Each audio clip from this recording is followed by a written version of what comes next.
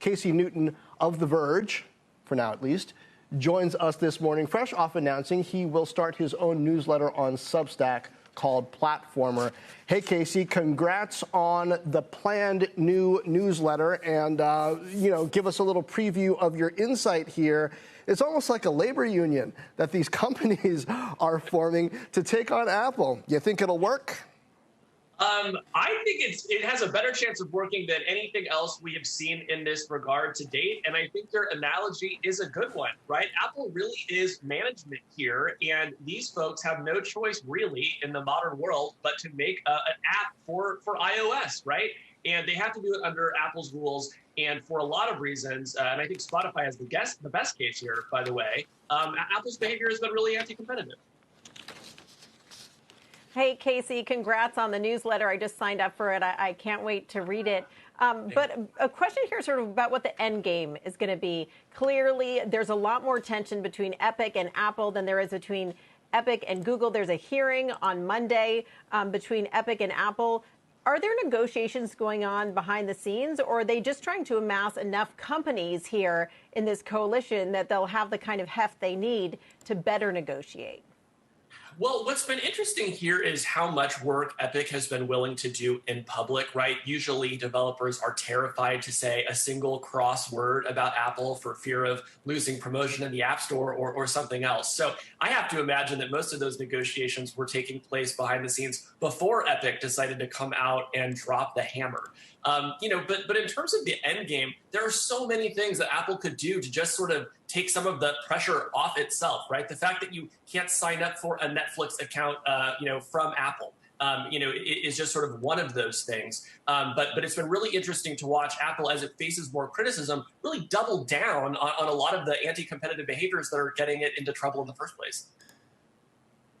Yeah, interesting that Netflix is not in that coalition, perhaps because they've taken a different stance. Now, in terms of, Apple doubling down, but then what the potential compromise is, do you think this leads to lower App Store fees or certain scenarios where Apple excludes certain apps from that tax, as they put it? Or how does this all end up playing out?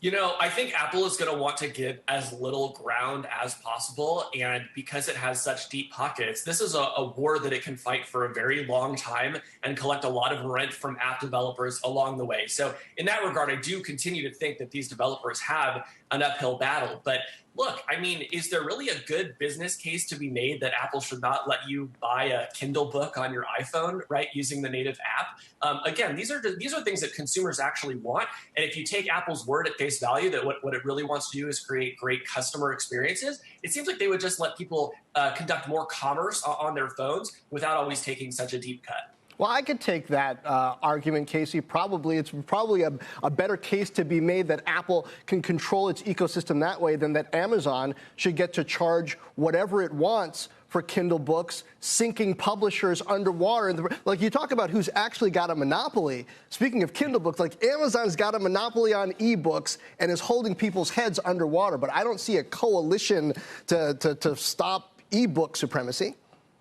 Yeah, I mean, I think that's a fair point. The last thing I want to do is be, on here trying to promote Amazon's book monopoly. My point is just that Apple is sort of taking this rent-seeking behavior to the absolute extremes. And I think this year you just saw developers hit the breaking point. Not everybody is going to join that coalition, but I do think more folks are going to join it over time because for a number of categories, it really is just tough to compete, right? Look at Spotify. Spotify makes by far the best music streaming service in the world, but it can't afford to advertise itself for free on Apple's phones. It has to give up a cut of its revenue to Apple. And of course, most of its revenues are already going to record labels. So what is it going to do? It has to take over the entire global podcast market just to be able to be a public company and succeed. So, because of Apple's behaviors, we're seeing other companies have to kind of contort themselves into all these bizarre directions. And that's the thing that I hope eases up as this thing gets resolved.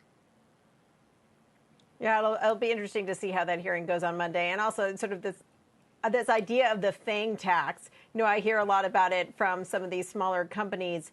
Do you think this could be a tipping point in terms of companies taking a stand not just against Apple, but against other companies? I mean, you mentioned Amazon earlier, but whether it's Google, which has sort of not been in the spotlight as much in this situation, or Amazon or Facebook? Yeah, and the reason I would say yes is because the U.S. government is finally taking it seriously, right? They are paying renewed attention to antitrust issues. We just had an antitrust hearing in July. The House Judiciary Antitrust Subcommittee has been investigating for over a year, and all reporting suggests that we're about to see perhaps a number of antitrust lawsuits against some of these FANG companies in the coming months and maybe spilling over into next year. So for a long time, developers were a little scared of speaking to folks like us in the press. But once the Judiciary Committee called, they were more than willing to talk about what's been happening. So I think for that reason, you're starting to see everybody kind of line up to sing like a canary.